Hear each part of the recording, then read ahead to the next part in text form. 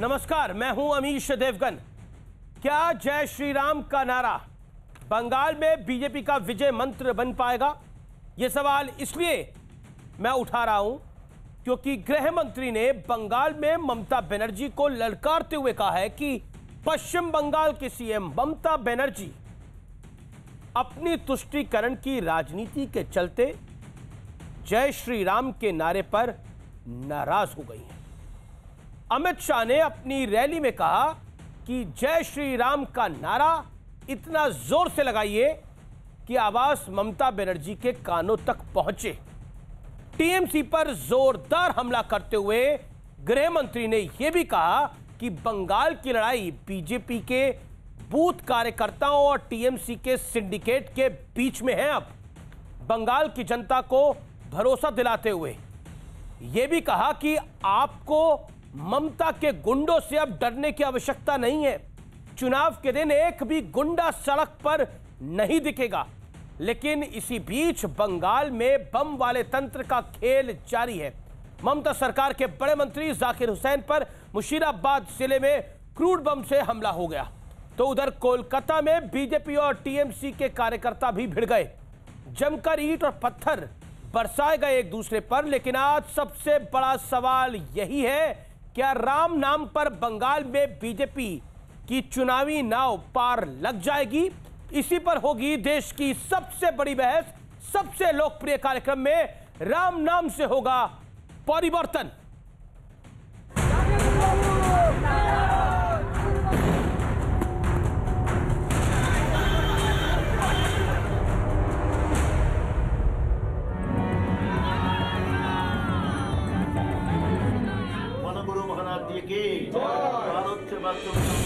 ममता दीदी के कानों तक जय श्री राम का नारा जाना चाहिए।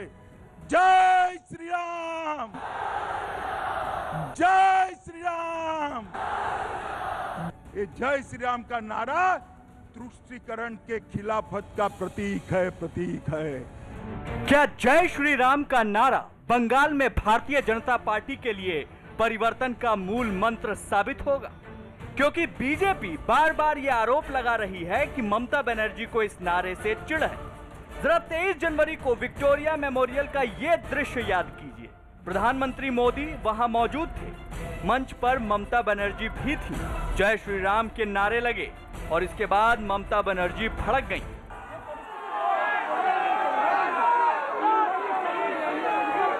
नहीं, मेरे को तो लगता है कि गवर्नमेंट का प्रोग्राम का कोई डिग्निटी होना चाहिए। एक गवर्नमेंट का प्रोग्राम है, कोई पॉलिटिकल पार्टी का प्रोग्राम नहीं है। और पॉलिटिकल पार्टी का और पब्लिक का प्रोग्राम है। मैं तो आभारी हूँ प्रधानमंत्री जी का, कल्चरल मिनिस्ट्री का, कि आप लोगों ने कोलकाता में प्रोग्राम बनाया। लेकिन किसी को आमंत्रण करके, निमंत्रित करके उसको बेइज्जत करना ये आपको शोभा नहीं देता है। मैं फिर आप लोगों को कहेंगे, यही on protest of that I am not telling anything. जय हिंद, जय बांग्ला। सब तीर्थ बारबार, गंगा सागरे एकबार, लज्जा करे ना? একটা পয়সা দিয়েছো কোনোদিনও? একটা পয়সা দিয়েছো কোনোদিনও? আজকে লজ্জা করে না? गंगा सागर क्या है? हम एक कर देगा, क्या कर देगा? छाई कर देगा। हालांकि मुद्दा सिर्फ राम नाम के नारे तक नहीं है। बंगाल की सियासत का हिंसा चरित्र भी सवालों में है। ममता सरकार में मंत्री जाकिर हुसैन पर मुर्शिदाबाद जिले में क्रूड बम से हमला हो गया। मंत्री जाकिर हुसैन का काफिला निमिता रेलवे स्टेशन की तरफ जा रहा था, तभी उनके काफिले पर हमला हो गया। ये उनकी आपसी गुटबाजी है और मैं समझता हूँ ममता जी ने आज कहा कि रेलवे की गलती है, आरपीएफ नहीं थी। ममता जी मैं चुनौती देता हूँ, आप सीबीआई की जांच करा लीजिए, पता लग जाएगा कि टीएमसी के गुंडों ने ही टीएमसी के मंत्री के ऊपर हमला किया।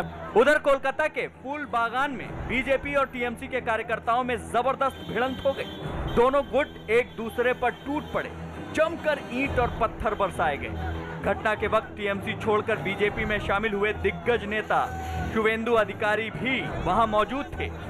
लेकिन आज सबसे बड़ा सवाल है कि क्या जय श्री राम का नारा बंगाल में बीजेपी के लिए सत्ता की चाबी साबित होगा? आज इसी पर होगी देश की सबसे बड़ी बहस। राम नाम से होगा परिवर्तन।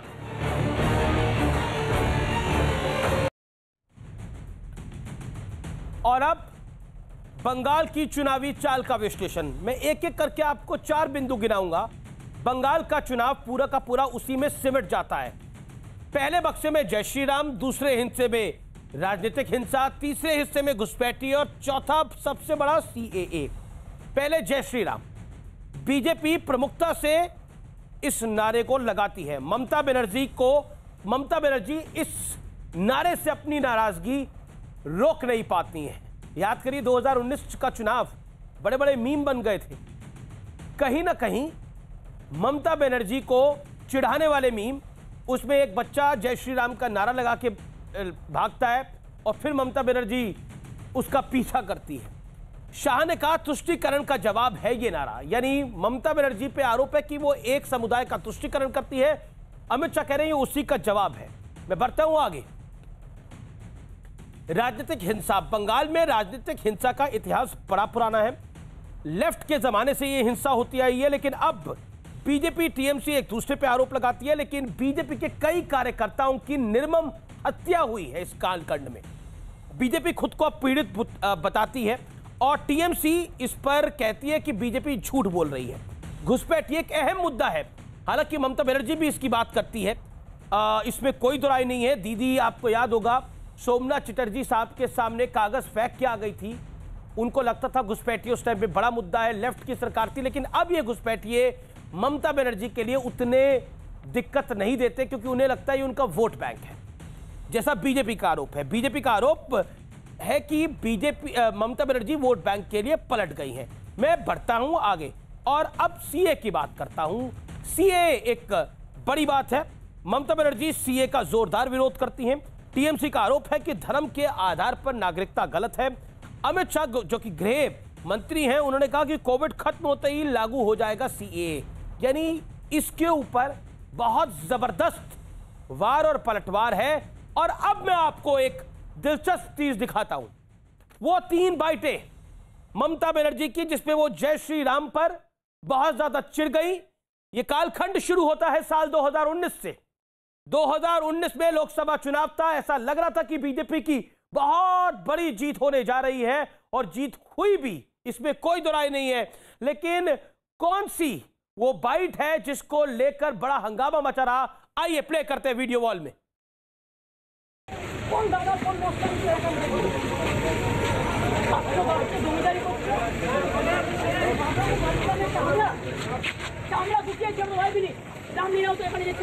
জায়গাটার নাম নাও, পুরো নামটা চেকিং হবে, বাড়ি টু বাড়ি দেখে নাও তুই জায়গাটার নাম নাও।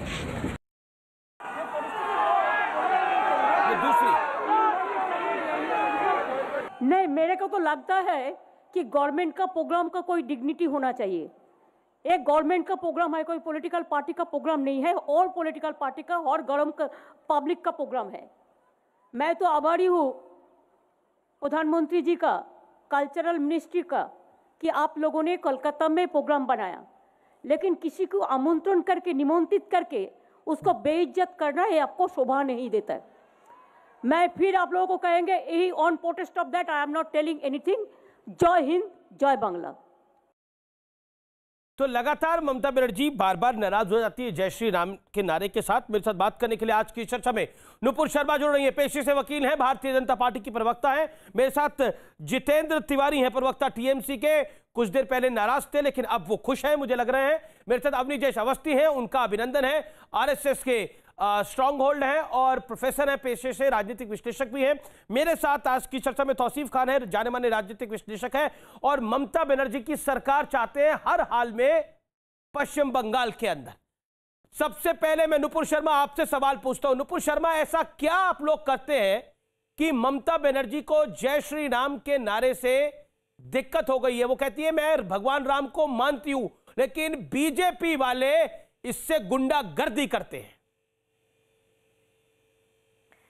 नमस्कार अमीश, आपको, आपके पैनलिस्ट और सभी दर्शकों को। ये सवाल का जवाब तो वही देंगी जिन्हें आज भगवान राम और जय श्री राम के नाम डिग्निफाइड नहीं लगते, मतलब अनडिग्निफाइड लगते हैं। इस सवाल का जवाब तो वही देंगी जिनको लगता है जय श्री राम का नारा लगाने से उनके कॉन्वॉय पे अटैक हो गया, उनके ऊपर अटैक हो गया और उनकी बेइज्जती हो गई। क्या ये भूल गई है दीदी कि जिस संविधान की शपथ लेके वो कुर्सी पे बैठी हैं, और आराम फरमा रही हैं, उस संविधान की पहली कॉपी में मर्यादा पुरुषोत्तम भगवान राम का कैरिकेचर तक था। लेकिन देखिए सवाल कहां खड़ा होता है नुपुर, मेरा सवाल ये है, जब देश के गृह मंत्री ये कहते हैं कि नारा इतनी जोर से लगाओ कि दीदी के कान तक जाए, क्योंकि उनको चिढ़ मचती है, तो हम क्यों नहीं बोलेंगे? मुझे समझाए, तो चिढ़ाने के लिए आपके लिए कि जिस संविधान, तो आप ऑफिशियली कह रही है ये चिढ़ाने के लिए है। हम नहीं चिढ़ा रहे, तो आपने बोला अभी चिढ़ाने के लिए। आप बता दीजिए अमीश जी, वो चिढ़ रही है अमीश जी, मैंने कहा वो चिढ़ रही है, तो हम क्यों नहीं बोलेंगे? मैं पूछना चाह रही हूं आपसे, मेरे घर में आज भी सुबह उठ के सबसे पहले राम राम कहते हैं, मैं किसी से मिलती हूं तो राम का नाम लेते हैं, और सिर्फ हमारे घर में नहीं, आप इस देश में कहीं चले जाएंगे तो राम नाम लिया जाता है, राम राम से आप ग्रीटिंग करते हैं, जय सिया राम से आप ग्रीटिंग करते हैं। मुझे बता दीजिए, सिवाय दीदी को छोड़ के कितने लोग चढ़ रहे हैं इस देश के अंदर, इस देश के नागरिक? जी, मैं तौसीफ खान का रुख करता हूं। तौसीफ खान, भारतीय जनता पार्टी कह रही है कि जय सिया राम जो है, जय श्री राम जो नारा है वो तो देश का नारा है, तो अब इससे अगर आप चिढ़ के जाएंगे तो जाएंगे क्या? आज गृह मंत्री ने बोला कि नारा इतनी जोर से लगे कि दीदी के कानों तक आवाज जानी चाहिए। क्या आपको लगता है कि Mamata Banerjee is losing the plot now? देखिए, परिवर्तन जो है वो अस्पताल के नाम से होना चाहिए, स्कूल के नाम से होना चाहिए, इंडस्ट्री के नाम से होना चाहिए, लेकिन यहाँ पे क्या कर दिया बंगाल में बीजेपी वालों ने कि वो जो है भगवान का कंपटीशन करने लगे। अरे जो भारत की जनता है उनके लिए हर एक भगवान का वो आदर करते हैं। अभी दिलीप घोष जी क्या किया, उन्होंने चार दिन पहले क्या कह दिया कि दुर्गा माँ का के एंसेस्टर के बारे में कोई खबर नहीं है, बल्कि श्री राम के एंसेस्टर के बारे में खबर है। इस तरह की बातें उन्हें करने की क्या जरूरत है? और यही वजह है कि अभिषेक बनर्जी ने फिर उन्हें चैलेंज किया कि आप बोलिए जय सिया राम बोलिए, आप दुर्गा माँ का आप इंसल्ट कर रहे, क्योंकि आपके मन में औरतों के लिए इज्जत नहीं है। आप सिर्फ जय श्री राम कहते हैं, जय सिया राम नहीं कहते, आप श्री राम कहते हैं। तो ये इस तरह का चर्चा, ये मजहबी चर्चा, ये धर्म वाली चर्चा, ये सियासी लोग क्यों कर रहे हैं? अच्छा, बिल्कुल आपकी आपत्ति है कि बीजेपी मजहबी चर्चा कर रही है, धर्म वाली चर्चा कर रही है, वो धर्म वाली चर्चा नहीं करनी चाहिए। नुपुर से मैं जवाब दिलवा देता हूँ आपको। दुर्गा माँ की इंसल्ट क्यों कर रहे हैं? नुपुर शर्मा, आस्था में दुर्गा पूजा सबसे लेकिन जब जय सिया राम अभिषेक बनर्जी को भी कहने को मजबूर करना होना पड़ रहा है, तो वो मजहबी चर्चा नहीं है। नहीं, ये इस पे पॉलिटिक्स होगा। जब इफ्तार पार्टी होती है तो वो मजहबी कार्यक्रम नहीं होते। आपको तो बात करना चाहिए, क्योंकि आपके पास बात करने के लिए, देखिए पेट्रोल का दाम 100 रुपया हो गया है, उस पे उनको चर्चा नहीं करना है बीजेपी को, इसलिए वो ऐसा करते हैं। और आपको भी अमीश भाई, आपको भी तो करना चाहिए ना। आप टीवी शो चला रहे हैं परिवर्तन बनाम राम, आप परिवर्तन बनाम पेट्रोल क्यों नहीं करते? क्या आपको ये पेट्रोल कोई मुद्दा नहीं दिखता? चुनाव का मुद्दा नहीं दिखता कि हाँ 100 से ज्यादा रुपया हो गया पेट्रोल का दाम, उसको कम होना चाहिए क्योंकि अंतरराष्ट्रीय बाजार में कितना क्रूड ऑयल का दाम इतना कम है। आपने बड़ा ध्यान दिया कि आपको इस विषय पर डिबेट करनी चाहिए, राम के विषय पर डिबेट नहीं करनी चाहिए, फलाने विषय पे ढिमकाने विषय पे डिबेट करनी चाहिए। ठीक है, आपका सजेशन है, आपकी ये राय है, आपकी ये राय है, बिल्कुल। आप एक सेकेंड, अब आप एक सेकेंड तौसीफ, आप सुन लीजिए। तौसीफ बंगाल की जनता के साथ धोखा है, आप बंगाल की जनता के साथ धोखा कर रहे हैं। आप जो है एक तरफ माँ दुर्गा को नीचा दिखा दे रहे हैं, एकदम ठीक है, जय श्री राम का नारा लगा रहे हैं कि बीजेपी धोखा कर रही है बंगाल की जनता के साथ। ठीक है, ओके, मजहबी चर्चा क्यों? ठीक है, जवाब नुपुर शर्मा जवाब। मैं तीन चीज कहूंगी। सबसे पहले तो दिलीप घोष जी ने ये आप कुछ भी तोड़ मरोड़ लिए। दिलीप घोष जी ने तो ये कहा था कि इस देश में राम राज्य होना चाहिए क्योंकि वो मर्यादा पुरुषोत्तम थे। दिलीप घोष जी ने तो ये कहा था कि आदर्श पुरुष के हिसाब से किस तरीके से राज्य चलना चाहिए ये सीखना चाहिए। लेकिन आज आपको दुर्गा देवी माँ की इतनी चिंता आन पड़ी। जरा 2 सवाल पूछूंगी, जवाब दीजिएगा मुझे ध्यान से। वो माँ दुर्गा देवी जिसके विसर्जन को रोक के, क्योंकि मुहर्रम का प्रोसेशन चल सके, ये आपके राज्य सरकार का एक पारित ऑर्डर था। कोर्ट तक घसीट के लेके गए थे लोग कि मुहर्रम हो सकता है, मुहर्रम प्रोसेशन हो सकता है, लेकिन दुर्गा देवी विसर्जन क्यों नहीं हो सकता? दूसरा सवाल, जब जेएनयू के अंदर महिषासुर डे सेलिब्रेट ना, मेरे को कंप्लीट होने दीजिए, मैं आपके ऊपर नहीं बोली, कंप्लीट करने दीजिए। जब जेएनयू के अंदर महिषासुर डे सेलिब्रेट होता है और दुर्गा माँ को गाली देने वाले पोस्टर निकलते हैं तो आपकी दीदी चुप्पी साध जाती है। लेकिन वहीं पे जेएनयू के समर्थन में जादवपुर यूनिवर्सिटी एक प्रदर्शन करता है तो आप परमिशन दे देते हैं। मैं पूछना चाह रही हूं, ये दुर्गा देवी जी के साथ या आपने इतना धोखा क्यों किया है कि आप मुहर्रम के चक्कर में उनको रोक देते हैं, उनके पक्ष में आप बोलते नहीं हैं और उनके लिए किस तरीके के भी पोस्टर निकल आए आप चुप्पी साध जाते हैं। देखिए, जिस सरकार ने इमामों को स्टाइफंड दिया था, पैसे दिए थे, करदाता के पैसे से वेतन तक आपने लागू कर दिया, आज वो कृपया करके दुर्गा देवी और राम भगवान के भक्तों के बीच में फूट डालने की कोशिश ना करें। पहली बात कि ये कहा हुआ बात है दिलीप घोष जी का। आप कोई भी न्यूज आर्टिकल दिखा लीजिए, आप वो वाला वीडियो उठा करके देख लीजिए, उन्होंने क्वेश्चन किया था और इंग्लिश में जो उसका ट्रांसलेशन है मैं उसको आपको कोट कर रहा हूं कि ही आस्क्स, मैं उनकी हिंदी बता रही हूं, क्वेश्चन मार्क। हिंदी पढ़िए, हिंदी पढ़िए, हिंदी का विश्लेषण करिए। हिंदी तो उनको बोलना भी नहीं आता ना, वो समझिए। हिंदी तो उनको बोलना भी नहीं आता। आप बता दीजिए कि मुहर्रम के चलते दुर्गा देवी विसर्जन क्यों बैन किया? हाँ, आइए विसर्जन बैन नहीं हुआ। मुहर्रम के चलते दुर्गा देवी विसर्जन क्यों? क्या बात कर रहे हैं? ये गलत। क्या बात कर रहे हैं? रूट को आपको अभी दिखाती हूँ मैं, डिसीजन अभी दिखाती हूँ मैं। झूठ मत बोलिए यहाँ बैठ के आप। विसर्जन के रूट को बदला गया। तो किसने किया? विसर्जन के रूट को बदलना, डिसीजन तो किसका होगा भाई साहब? विसर्जन को रूट बदलना और भैया बता दीजिए, एडमिनिस्ट्रेशन अमीश जी आप कर रहे थे या मैं कर रही थी या दीदी की सरकार कर रही थी? देश के लोगों को गुमराह ना कीजिए। अच्छा, देखिए, बैन कर देना अलग चीज है भाई साहब, कुछ बदलना अलग चीज है। ये लोग इतने भी झूठ बोलना आसान होता है, इसमें फोकस बंगाल करो। की जनता को कोई इससे परेशानी नहीं है। एडमिनिस्ट्रेशन ना मैं चला रही थी ना अमीश चला रहे थे, एडमिनिस्ट्रेशन दीदी की सरकार चला रही थी। ये लिखा, Mamata Banerjee says no to Durga idol immersion on Muharram. Administration Didi चला रही थी, मुहर्रम ज्यादा जरूरी आन पड़ा, तभी चिड़ मचती है। मुहर्रम का रूट अलग है आज बंगाल के इलीगल इमिग्रेंट प्यारे हो गए। एक सेकंड, आपने दोनों ने अपनी बात को रखा। 1 सेकंड, आपने दोनों ने अपनी बात को रखा, लेकिन आखिरकार जितेंद्र तिवारी प्रवक्ता टीएमसी के मेरे साथ है। ठीक है, जितेंद्र तिवारी अवनीश अवस्थी को मैं लेके आना चाहता हूँ। जितेंद्र तिवारी जी, आखिर क्या है जिससे ममता बनर्जी बेहद परेशान हो गई है, टीएमसी बेहद परेशान हो गई है? जय श्री राम का तो नारा ही है ना, उससे इतनी आहत क्यों हो रही है ममता बनर्जी या फिर अभिषेक बनर्जी? प्रधानमंत्री के कार्यक्रम में तो वो नाराज हो जाती हैं, वो घुसपैठियों के मुद्दे पे नाराज हो जाती हैं, राजनीतिक हिंसा के अंदर आज आपके एक मंत्री शिकार हुए हैं। ऐसा माना जा रहा है कि आप ही के गुट ने उन पर हमला कर दिया। आपकी पार्टी हालांकि आरोप लगा रही है कि ये रेलवे का काम है, लेकिन लॉ एंड ऑर्डर तो ममता बनर्जी के हाथ में है। बताइए।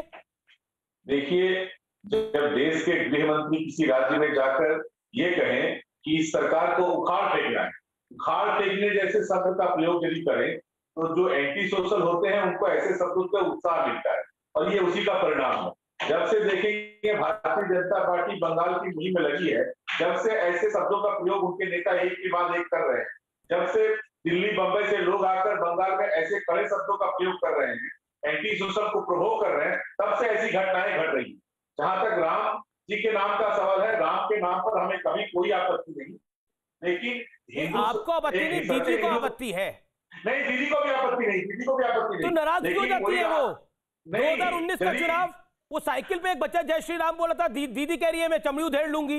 देखिए, प्रधानमंत्री का कार्यक्रम, वहां किसी ने नारा लगाया, वहां पे बड़ी सारी पब्लिक थी, किसी ने नारा लगाया जय श्री राम, दीदी नाराज होगी, कहा मैं नहीं बोलूंगी। आप मुझे बोलने का मौका दे। हाँ बोलिए जीते, बिल्कुल आपकी का वक्त है, बोलिए सर, बोलिए प्लीज। राम को यदि कोई मंदिर से निकाल के लेकर रास्ते पर लेकर चलाए, राम को यदि हिंदू के हृदय से बाहर निकालकर कोई रास्ते की वस्तु बनाने का प्रयास करे, इसका तो विरोध होगा ही। राम का तो उन्होंने पेटेंट करा के नहीं रखा। राम करोड़ों हिंदू लोगों की आस्था से जुड़े हुए चीज है। राम का जन्म भारतीय जनता पार्टी के बाद नहीं हुआ, भारतीय जनता पार्टी तो हाल में आई है। राम करोड़ों वर्ष पहले से उनके बारे में, हिंदुओं के बारे में आस्था है, हमारे पूर्वज उनको मानते आ रहे हैं। तो अचानक राम को राजनीतिक स्वार्थ में कोई व्यवहार, आपका ऑडियो थोड़ा दुरुस्त कराते हैं, उन्हें राजनीतिक स्वार्थ में कोई व्यवहार, सब तो ठीक है जितेंद्र, राजनीतिक स्वार्थ है आप कह रहे हैं। अब नीतीश अवस्थी, मैं अब नीतीश अवस्थी का रुख करता हूं। आपका ऑडियो भी हम थोड़ा ठीक कराते हैं, जिसके बाद हम आपके पास दोबारा आए तो आपका ऑडियो और अच्छे ढंग से आए। अवस्थी जी, आपका राजनीतिक स्वार्थ है राम के नारे में। आपने पहले नाम का नारा लगाया, आप 2 से 80 पर आए, यानी आपकी विचारधारा। फिर आपने नाम का नारा लगाया, आप 80 से 180 पर आए, अटल बिहारी वाजपेयी की सरकार बन गई। फिर आपने नाम का नारा लगाया, आप 2014 में 30 साल बाद पूर्ण बहुमत के साथ सरकार में आए, नरेंद्र मोदी प्रधानमंत्री बन गए। आपने बोला कि इस बार ही आएंगे तो राम मंदिर बनवा देंगे। देश ने आपको 303 सीटें दी, अपने बूते पर पिछले 30-35 साल के इतिहास में सबसे ज्यादा सीटें।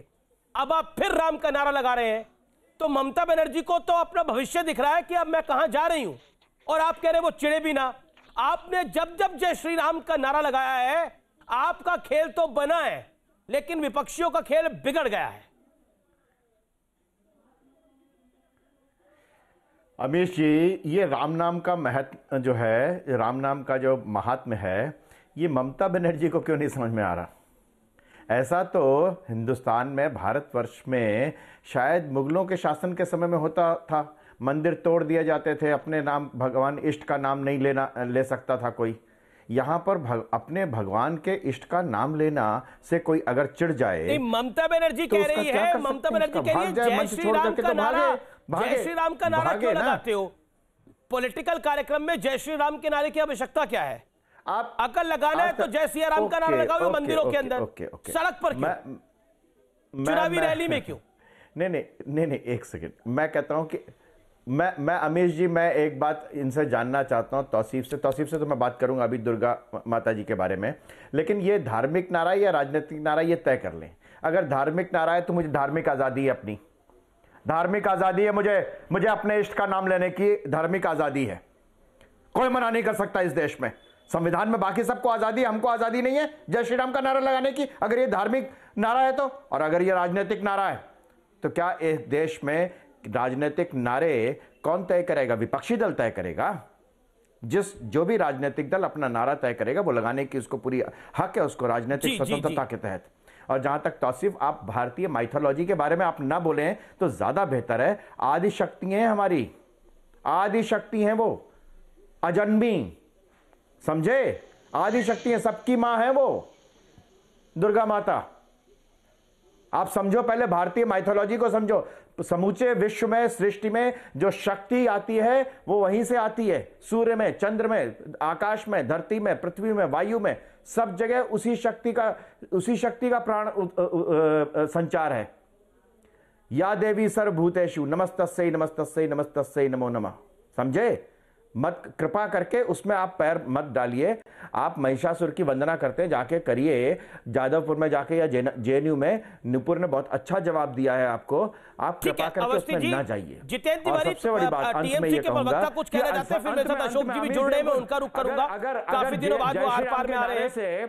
कोई भागता है तो बहुत अच्छी बात है, ये तो सबसे अहिंसक तरीका है। मैं केवल इतना, अवनीश जी से मैं केवल इतना पूछना चाहता हूं कि मां दुर्गा के बारे में जिन शब्दों का प्रयोग कर रहे हैं, दिलीप घोष को वो क्यों नहीं समझाते? दिलीप घोष जी को ये अनुमति क्यों दे दी जाती है कि वो मां दुर्गा का अपमान करें? भारतीय जनता पार्टी के राज्य के अध्यक्ष दिलीप घोष जी मां दुर्गा के बारे में ऐसे शब्दों का प्रयोग क्यों करते हैं? उन्होंने वही कहा है, आप नहीं समझे। अरे भैया, जो जय श्री राम के नारे से चिढ़ेगा वो क्या समझेगा माता दुर्गा के बारे में? नहीं, बिल्कुल माता दुर्गा के बारे में क्या समझेगा? हिंदू धर्म जय श्री राम ने करने के लिए मां दुर्गा को गाली देंगे, मां दुर्गा के बारे में गलत शब्दों का प्रयोग करेंगे, मां दुर्गा के बारे में गलत शब्दों का प्रयोग करेंगे। पहले भारतीय जनता पार्टी को माफी मांगनी चाहिए, पहले माफी मांगनी चाहिए। मां दुर्गा के बारे में जिन शब्दों का प्रयोग किया, आप बंगाल का अपमान करते करते, आप बंगालियों का अपमान करते करते मां दुर्गा तक चले आए। आप नहीं समझेंगे, केवल यही बात है, आप नहीं समझेंगे। हमारी आदि शक्ति है वो, ये ठीक नहीं है। पहले माफी मांगे, हम लोगों से नहीं, मां दुर्गा से माफी मांगे, जनता से नहीं, मां दुर्गा से कम से कम माफी मांगिए। कम से कम मां दुर्गा से माफी मांगने को कहिए दिलीप घोष जी को। पूरी सृष्टि की मां है। मां दुर्गा से माफी मांगे। जितेंद्र जी, जो जय श्री राम के नारे से चिढ़ता है ना, जो जय श्री राम के नारे से चिढ़ता है, वो भगवती मां दुर्गा के महत्व को नहीं समझ सकता। जय श्री राम का नाम हम लोग राजनीतिक लाभ के लिए नहीं लेते, क्योंकि भगवान श्री राम ने राजनीतिक लाभ के लिए नहीं लेते। राम का कृतिवास रामायण पढ़िए जाकर के, आप कृतिवास रामायण पढ़िए, बांग्ला की कृतिवास रामायण पढ़िए जाकर के, वहां पे भगवान श्री राम, भगवान का नाम तो आप ले ही मत, भगवान का नाम तो आप ले ही मत। अच्छा, 24 घंटा मन में पाप, 24 घंटा भारतीय जनता पार्टी के नेताओं के मन में पाप रहेगा, अपने राजनीतिक स्वार्थ के लिए भगवान का नाम लेंगे। ये जनता बर्दाश्त नहीं करेगी। आप कह रहे भारतीय जनता पार्टी के मन में पाप है, आपने बड़ा आरोप लगा दिया। एक सेकंड, इन्होंने ये कैसे कहा कि भगवान का नाम आप नहीं ले सकते? ये कौन सी तानाशाही है? ये तानाशाही कौन सी है? आप भगवान का नाम ले सकते हैं? पहले कौन सी तानाशाही? अभी आपने बोला कि राजनीतिक कार्यक्रम में भगवान राम का नाम नहीं लेना चाहिए। कौन रोकेगा मुझे भगवान का नाम लेने से? कौन रोकता? देखें सामने आए, कौन रोकेगा मुझे भगवान का नाम लेने से? लेकिन माँ दुर्गा को भगवान का नाम लेने से रोकोगे? माँ दुर्गा भगवान का नाम लेने से रोकोगे मुझे? रोकेगी माँ दुर्गा को भगवान का नाम लेने से रोकोगे मुझे? लेकिन आप प्रयोग करेंगे, भगवान का नाम मतलब ये हमें धमकी देते हो? आपको रोकेगी, हमको ये धमकी देते हो कि भगवान का नाम? लेकिन जितेंद्र तिवारी तौसीफ खान देना शौक हुआ कटे। देखिए, बार बार वहां पर राजनीतिक हिंसा होती है, और मैं ये नहीं बोला राजनीतिक हिंसा का पिछले 10 साल से हो रही है। राजनीतिक हिंसा केरल में जहां जहां लेफ्ट की सरकारें रही, चाहे वो केरल हो, चाहे वो पश्चिम बंगाल हो, एक बड़ा अध्याय रहा है राजनीतिक हिंसाओं का, पॉलिटिकल किलिंग्स का। लेकिन बड़ी बात यह है कि अशोक वानखेड़े, भारतीय जनता पार्टी के कई कार्यकर्ताओं को मौत के घाट उतारा गया। भारतीय जनता, मैंने जेपी नड्डा का इंटरव्यू किया था आज से 3-4 महीने पहले, उन्होंने बोला मैं खुद अपने 100 कार्यकर्ताओं का तर्पण करके आ रहा हूं। अब राम को लेकर, प्रभु श्री राम को लेकर जो कुछ ममता बनर्जी कह रही हैं, और उसका वार पलटवार हो रहा है। गृह मंत्री अमित शाह लगातार बंगाल जा रहे हैं, और वो कह रहे हैं कि नारा इतनी जोर से लगाओ कि दीदी के कान तक जाए। क्या आपको लगता है कि ममता बनर्जी बीजेपी का जो पॉलिटिकल ट्रैप होता है उसमें फंस रही है पूरी तरह से? नहीं, मुझे नहीं लगता वो फंस रही है। बेसिकली भारतीय जनता पार्टी का जैसे कि राजनीति रही है, वो हमेशा अपने पाले में लोगों को लाके खेलते हैं, और ये सक्सेस पॉलिटिकल उनका एक स्ट्रेटेजी रही है। वो हमेशा एक एजेंडा सेट करते हैं और अपने विपक्ष जितने भी होते हैं, विरोधी पक्ष, उनको अपने एजेंडे पे लाने का प्रयास करते हैं। जिस दिन ममता उनके एजेंडे पे आ जाएगी, ममता फंस जाएगी। मुझे लगता है राम का नाम लेना ये हर हिंदू का अधिकार है, लेकिन हम सुबह उठते से राम राम करते हैं, किसी की मौत होने पे राम नाम सत्य के नारे लगते हैं। अब राम नाम सत्य यदि किसी के जन्मदिन के दिन मैं कहूँ तो मुझे जूते पड़ेंगे। नाम तो राम का ही है। राम का नाम लेने की एक जगह है, राम का नाम लेने का एक समय है, राम का नाम लेने की एक अनुभूति होती है। हम सब राम को भक्त हैं, राम मेरे दैवत है, मुझे अधिकार है, लेकिन किसी के जन्मदिन पे मैं राम नाम सत्य हो गया तुम्हारा बोल दूँ तो जूते मारेगा मुझे। वैसा सवाल ये है कि जब सरकारी कार्यक्रम है तो उस सरकारी कार्यक्रम में राम के नारे, कोई भी किसी भी भगवान के नारे लगने नहीं चाहिए, ऐसा ममता ने कहा था। उसके बाद कई लोगों ने भी कहा था। मैंने तो हिंदू में यहाँ तक पढ़ा है कि हिंदू अखबार में खबर छपी है कि राष्ट्रीय स्वयंसेवक संघ के जो सीनियर ऑफिस बेयरर थे बंगाल के, उन्होंने भी कहा कि ऐसे सरकारी कार्यक्रमों में राम के नारे लगा के नेताजी सुभाष चंद्र बोस और राम दोनों का अपमान किया है। अलग अलग लोग अलग अलग सोचते हैं, लेकिन राम का नाम लेके ही हम जाएं, और किसी ने यदि राम का नाम यहाँ क्यों लिया, इस पे आप उसको राम विरोधी कर नहीं सकते, क्योंकि राम किसी के बाप की बपोती भी नहीं है। राम सिर्फ आप नहीं तय करोगे कि राम का नाम कब लेना है और राम का नाम कौन लेगा, ये तो हर एक का अधिकार है। उसको लगा कि सरकारी कार्यक्रम में नहीं लेना चाहिए, उन्हें अपना विरोध प्रदर्शन किया। सरकारी कार्यक्रम में राम का नाम नहीं लेना, इसके मायने ये नहीं कि कौन राम विरोधी है। कल प्रधानमंत्री हर सरकार पार्लियामेंट में भी बोलने के पहले जय श्री राम बोलना शुरू करे, तो क्या हम माने कि वो राम के प्रति बहुत आदर देते हैं? नहीं करते वो। लेकिन राम के लिए उनके मन में, प्रधानमंत्री के मन में जितना आदर है शायद किसी भारतवर्ष के भारतीयों के मन में हो, क्योंकि वो राम को जीते हैं। पूरी जब आडवाणी जी की पहली रथ यात्रा निकली तो गुजरात से शुरू हुई, उसका पूरा जो मैनेजमेंट था वो नरेंद्र मोदी जी के हाथ में था। ठीक है, हमने देखा है। नुपुर शर्मा जवाब देना चाह रही है अशोक वानखेड़े को। नुपुर जी कैसा लो, इस पे हर okay Nupur, let Nupur respond. Nupur ji, Ram का नाम कौन कहां कैसा ले, हर एक ठीक है। अशोक जी आपने अपनी बात को रखा। Ashok Wankhede, you made your point. Nupur respond. Ashok ji, आदरपूर्ण आपसे पूछना चाहूंगी कि सरकारी कार्यक्रम में राम का नाम नहीं ले सकते, लेकिन हमारे भारतीय संविधान जिस पे शपथ लेके सरकारें बनती है, ओथ लेके मंत्री आते हैं, उसके ओरिजिनल कॉपी में, जैसे हमारे कानून मंत्री ने ओरिजिनल कॉपी की ये फोटो शेयर करी थी, भगवान राम क्यों है? अगर भगवान राम का नाम नहीं ले सकते आप, मेरे तो समझ नहीं आई ये किस तरीके का कंपैरिजन है भाई साहब। ये रही फोटो। मेरा एक सवाल तो बिल्कुल समझ गया कि ओरिजिनल। दूसरा सवाल, मेरी बात पूरी होने दीजिए अशोक जी, मेरी बात पूरी होने दीजिए। वहाँ कई भगवानों की तस्वीर है। मेरी बात पूरी होने दीजिए। आप कहाँ मान लिया भाई साहब, तो आप क्यों मुद्दा बना रहे हैं? किसी भी भगवान का नाम लेना इतना बुरा क्यों है? और अगर भगवान राम हमारे ओरिजिनल संविधान में अगर उनको जगह प्राप्त हो सकती है, तो मैं पूछना चाहती हूँ, सरकारी हो गैर सरकारी, आप सिर्फ सरकारी कार्यक्रम की बात मत कीजिए। यहाँ पे बहुत चर्चा हो रही थी आपके आने से पहले कि राजनीतिक नारा हो गया है। ये किस तरीके से राजनीतिक नारा हो गया? शुरुआत में आपने बिल्कुल बात सही कही, और वो तो नेताजी की एनिवर्सरी थी वो भाई साहब 23 जनवरी की, जब सड़क के ऊपर दो युवाओं ने कह दिया जय श्री राम, तो ममता दीदी उतर के कहती है खालो धेड़ दूंगी, उनकी डिटेंशन हो जाती है। ऐसी क्या ललकार लगती है उनको भगवान राम के नाम से? और दूसरी बात, जिनको ना समझ है ना, जो बिल्कुल नहीं जानते हिंदू धर्म को, आपसे नहीं बोल रही मैं, मेरी बात होने दीजिए अशोक जी। अशोक जी मैं आपके बीच में नहीं बोल रही ना, प्लीज मैं सुन लिया अशोक जी, मेरी बात कंप्लीट होने दीजिए। नहीं आपसे नहीं कह रही मैं, नहीं मुझे तौसीफ जी से बात करने दीजिए, मुझे तौसीफ जी से बात करने दीजिए। क्या तरीका है ये? क्या तरीका है ये? एक सेकंड, मेरा तीसरी चीज ये कहना चाह रही हूँ कि जो हमारी देवी दुर्गा को नहीं समझते, फिर 15 अगस्त को क्यों प्रधानमंत्री जय श्री राम से अपना भाषण बंद नहीं करते? अपने भाषण की अंत में मुझे नहीं लगता इस पर कोई कंपैरिजन भी होना चाहिए। अशोक, ये प्रधानमंत्री जी को मेरी गुहार है, एक राम भक्त होने के नाते गुहार है। जयकार करते हैं, आप बताएंगे प्रधानमंत्री को गुहार है। आप बताएंगे क्योंकि 15 अगस्त को कोई चुनाव नहीं होता, इसलिए आप नारा नहीं लगाएंगे। जय श्री राम का अब मैं जवाब देना चाहूंगी। अमीश जी मैं आना चाहूंगी, बहुत हो गया।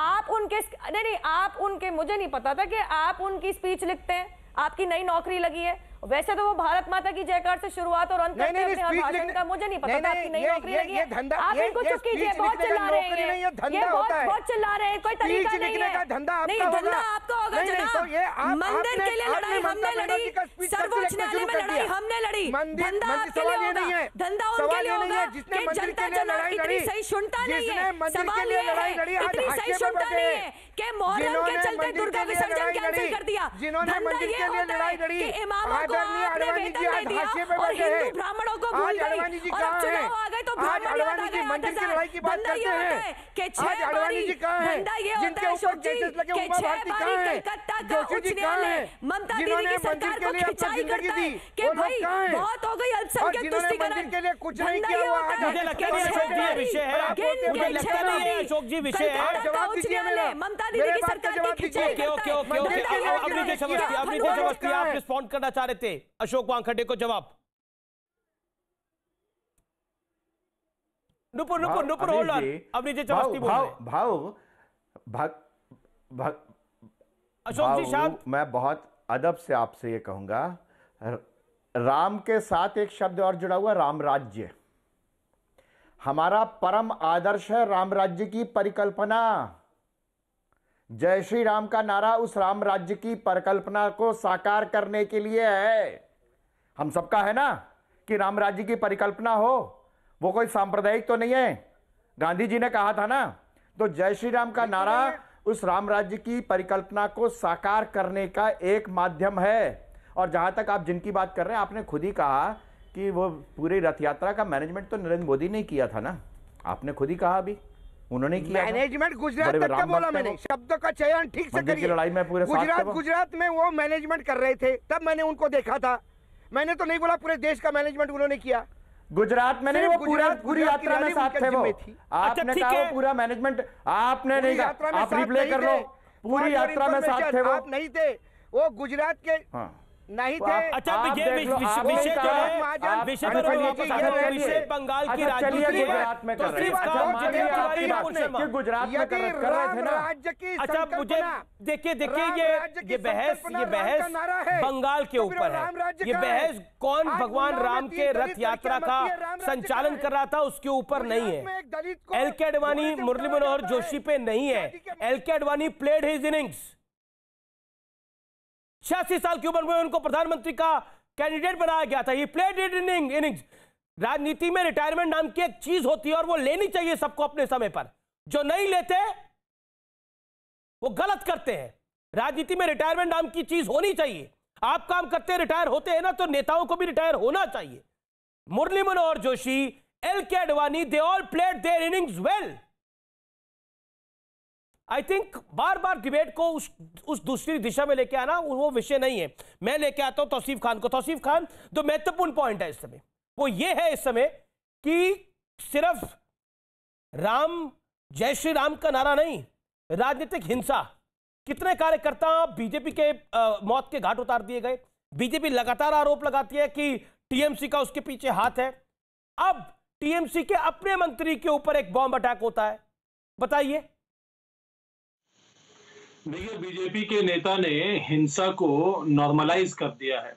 हर आए दिन भाषण में वो बीजेपी के वर्कर को कहते रहे हैं कि जाओ, मारो, पीटो, हमारी सरकार बनने वाली है, हम देख लेंगे। तृणमूल के वर्कर को शमशान घाट पहुंचा दो, हॉस्पिटल भेज दो, हाथ तोड़ दो, पैर तोड़ दो।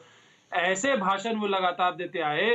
तो अमित शाह जी ने ऐसे नेताओं को मना क्यों नहीं किया? क्यों अब तक पब्लिक स्टेटमेंट एक अमित शाह जी ने नहीं दिया, गृह मंत्री ने, कि बीजेपी के बंगाल के जो चीफ है या बड़े बड़े जो बीजेपी बंगाल के नेता है वो ऐसे भड़काऊ भाषण। तो बीजेपी के 100 से ज्यादा कार्यकर्ता कैसे मारे गए जब बीजेपी के लोग मार रहे हैं? तो इसका भी जवाब दे दीजिए। हाँ, सुन लीजिए। पहली बात तो आंकड़ा दुलाल महतो सही है। कैसे मारा गया था उसको? आंकड़ा आपका सही है। दुलाल महतो को कैसे मारा गया था?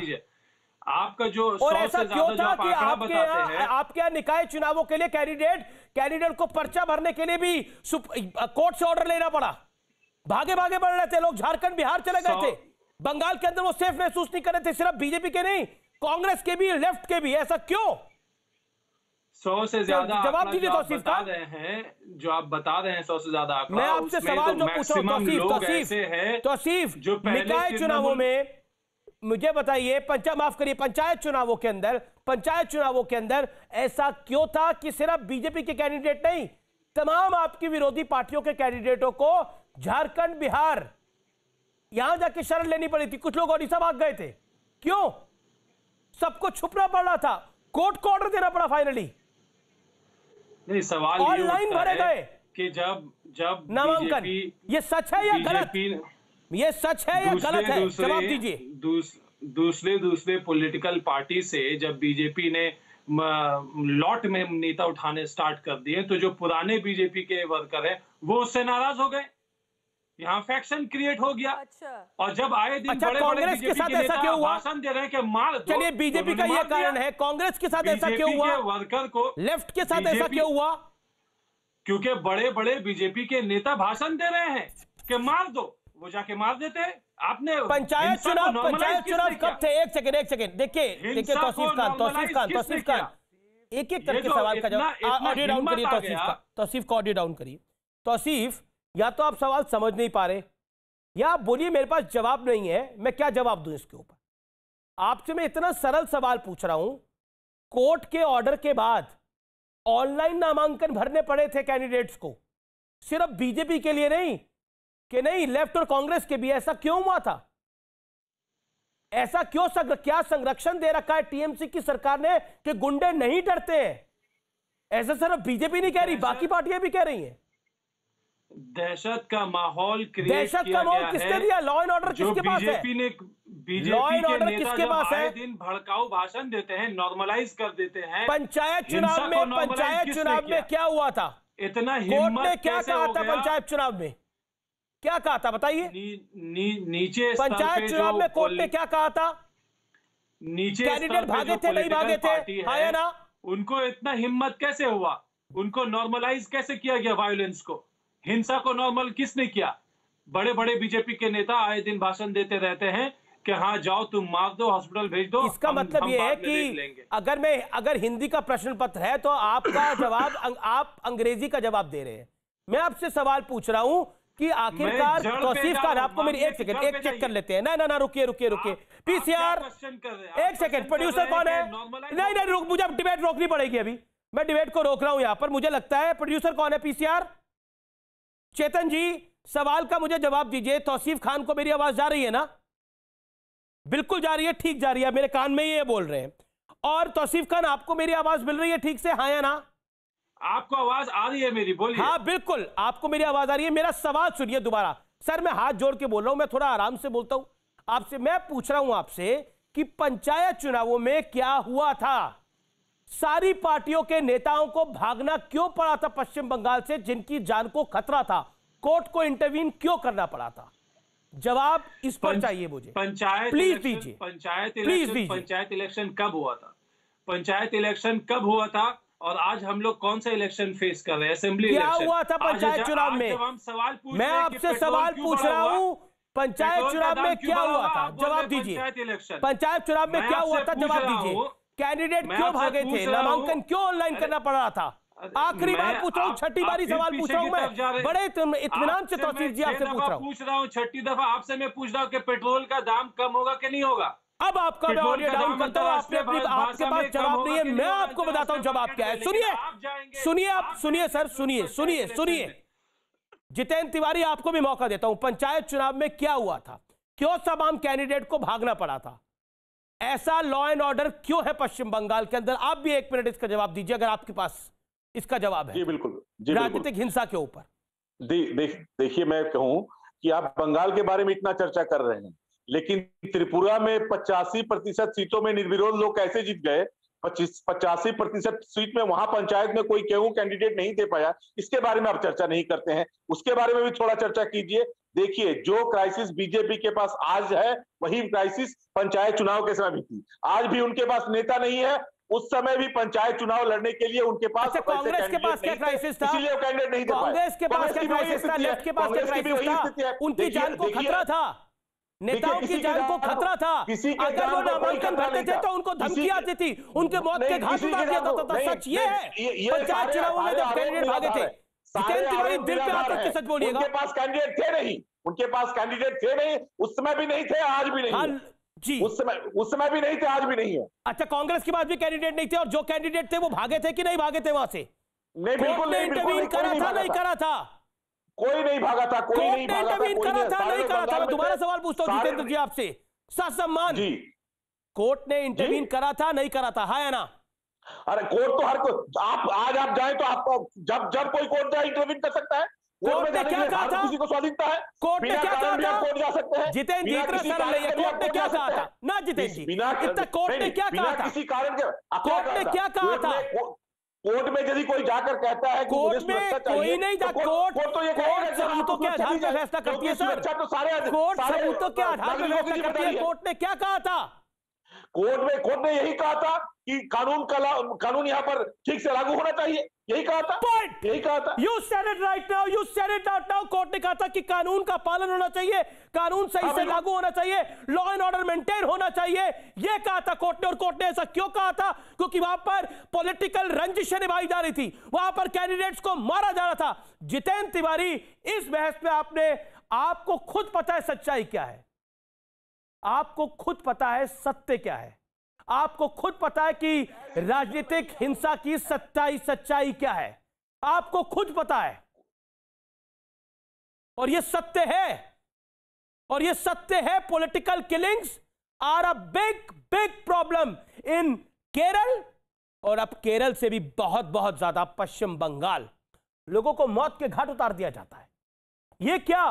ये कौन सा लोकतंत्र है? और दिल्ली में बैठे हुए लुटेन्स गैंग में एक आदमी की आवाज नहीं निकलती। एक पॉलिटिकल पार्टी के नहीं, 2 पॉलिटिकल पार्टी के नहीं, 3 पॉलिटिकल पार्टी के नेताओं को मारा जाता है। दिल्ली के अंदर किसी की आवाज नहीं निकलती कि लोकतंत्र खतरे में है वहां पर। क्यों? किसी को दुख नहीं होता उसका? मैं जानना चाहता हूं क्यों इतनी सिलेक्टिव बात क्यों करी जाती है? पेट्रोल का दाम 100 है, यह सत्य है, 100 के करीब है, यह सत्य है। यह भी सत्य है कि पश्चिम बंगाल में जो राजनीतिक हिंसाएं हो रही हैं उसकी लगातार रिपोर्टिंग हो रही है, लेकिन उसको कबूल भी नहीं करना। ऐसा क्यों? नुपुर शर्मा, क्या राजनीतिक हिंसा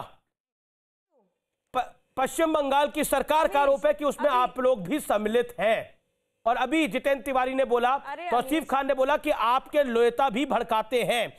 आज बम चले हैं पश्चिम बंगाल के एक मंत्री के ऊपर और आरोप रेलवे पे लग रहा है। मेरे सामने, अरे एक तो मैं तीनों का जवाब दूंगी। मेरे सामने लिस्ट पड़ी है ऐसी 96 महिलाओं की 2017 मतलब पिछले 4 साल में अमीश, जिनके साथ दुष्कर्म हुए भारतीय जनता पार्टी की कार्यकर्ता। 96 महिला जिनके साथ दुष्कर्म हुए, उनके बाद उनको मौत के घाट उतारा गया है पॉलिटिकल राइवलरी के चलते। 96 तो सिर्फ महिलाएं, कृपया करके और इतिहास में ना जाइएगा, पता नहीं कितने निकलेंगे। दूसरी बात, हमारे भाषण भड़काऊ लग रहे हैं, चलिए ये सुनिएगा। अगस्त 2020 हुमायूं कबीर 40 साल का टीएमसी का कार्यकर्ता शमशेरगंज मुर्शिदाबाद में मर जाता है अपने घर के अंदर क्रूड बॉम्ब बनाते हुए। फरवरी 2017 3 लोग घायल होते हैं क्योंकि टीएमसी के कार्यकर्ता बाबू मुंडाल के घर में बुर्दवान के अंदर क्रूड बॉम्ब बना रहे होते हैं। 2016 सरोज घोष के घर में बीरभूम के अंदर से 80 क्रूड बॉम्ब बरामद करते हैं।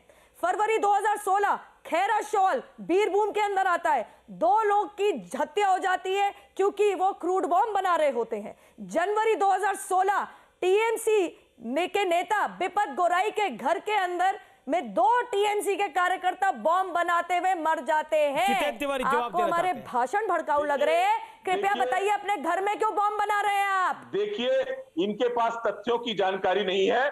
भारतीय जनता पार्टी के नेताओं के द्वारा जो इन्हें गलत जवाब दिया गया है वही अब सामने आ रही है। आपको बंगाल की जानकारी ही नहीं है। अरे मोहर्रम के प्रेमी, अरे सब सच है, ये सब न्यूज़ रिपोर्ट से बोल रही हूँ मैं। आपके झूठ बोलने से कुछ नहीं होता। आप अगर पढ़ के नहीं आते तो चिल्लाने से कुछ नहीं होगा। मैं आपसे सीधा सवाल पूछती हूँ, टीएमसी के नेताओं के घर में, टीएमसी के नेताओं के घर के अंदर बॉम्ब कौन बना रहा होता है और क्यों? टीएमसी के अंदर, टीएमसी के राज के अंदर रिटर्निंग ऑफिसर को मुर्शिदाबाद में दरवाजे को बंद करके क्यों पीटा जाता है? टीएमसी के राज्य में जितेंद्र तिवारी को बोले दीजिए 30 सेकंड। गलत तथ्य आपके मुंह से बोलवाया जा रहा है। आपके पास तथ्यों की जानकारी नहीं है। बंगाल लोगों को मैं ब्रेक के लिए रुकता हूं, मैं ब्रेक के लिए रुक रहा हूं, इस समय मैं ब्रेक के लिए रुक रहा हूं। अशोक कुमार खंडे, मैं ब्रेक के बाद आपके पास आऊंगा, लेकिन ममता बनर्जी ने एक नारा दिया था, मां, माटी और मानुष, याद होगा आपको, लगातार जब लेफ्ट की सरकार थी। लेकिन अब भारतीय जनता पार्टी का नारा है, चलो पलटाई। यानी बीजेपी कह रही है कि अब परिवर्तन हम चाहता है बंगाल। मैं एक ब्रेक के बाद वापस आ रहा हूं और ब्रेक के बाद निष्कर्ष भी होगा और आर पार भी। वेलकम बैक, आप देख रहे हैं देश की सबसे लोकप्रिय डिबेट आर पार। नुपुर शर्मा, मैं 30 सेकंड आपको देता हूं और आपसे पूछता हूं, जो राजनीतिक हिंसा का इतिहास है बंगाल का, क्या आपको लगता है कि आप उसको पॉलिटिकली कैश कर रहे हैं? देखिए, किसी भी कार्यकर्ता की अनफॉर्चुनेट डेथ को कोई इनकैश नहीं कर सकता, और खास करके ऐसे राज्य में जहां पे रिटर्निंग ऑफिसर को ही दरवाजा बंद करके 2019 के चुनाव के अंदर मार पिटाई कर दी थी। ऐसी जगह पे जहां पे टीएमसी कांग्रेस के कार्यकर्ताओं में भिड़ंत हुई तो कूच बिहार या मुर्शिदाबाद में कांग्रेस के कार्यकर्ता की मौत हो गई। वायलेंस इनहेरेंट है वेस्ट बंगाल में, और आज तो सबसे बड़ा एग्जाम्पल ये सामने आ गया कि इनके जो मंत्री हैं जाकिर हुसैन, कहते हैं कि वो भाई शुभेंदु अधिकारी जी के काफी करीबी हैं, और उसके चलते ममता दीदी की सरकार ने अभी हाल ही में 1 घंटे पहले अपने डीएम को हटा दिया वहां से। तो वो जो बोलबाला है कि रेल पुलिस के अधीन आता है मामला, गलत है। ठीक है, आपने अपनी बात को रखा। अशोक जी, मैं आपसे जानना चाहता हूं, बंगाल का चुनाव आपको किस दिशा में जाता हुआ दिख रहा है? क्योंकि जय श्री राम, राजनीतिक हिंसा, घुसपैठिए, CAA, what is your take? देखिए, राजनीतिक हिंसा तो उनकी परंपरा है, इससे ना कभी ममता छुटकारा पा रही, ना लेफ्ट पा पाई। जब ममता स्ट्रगल कर रही थी लेफ्ट के खिलाफ, जब लेफ्ट का राज था, तो ममता को हमने रोज बैंडेज में देखा है। ममता के कार्यकर्ता मरे हैं तब किसी ने आवाज़ नहीं लगाई। जी। वहाँ तो हिंसा से ही सत्ता में आते हैं। क्योंकि जो आज बंगाल में जो लोग हैं, जो बंगाल में जो बाहर से महाराष्ट्र और गुजरात और इधर उधर से तो आए नहीं है, वो बंगाल के लेफ्ट का ही कैडर ममता के पास शिफ्ट हो गया। यदि कल एक सेकंड, मेरे पास समय नहीं है, कभी किसी और दिन बहस करेंगे। फिलहाल आर पार में इतना ही, लेकिन आज का निष्कर्ष यही है कि भारतीय जनता पार्टी वाकई ममता बनर्जी को अपने प्लान पर ला रही है, लेकिन ममता बनर्जी भी बड़ी समझदार पॉलिटिकल खिलाड़ी है। देखेंगे आगे क्या होगा। नमस्कार।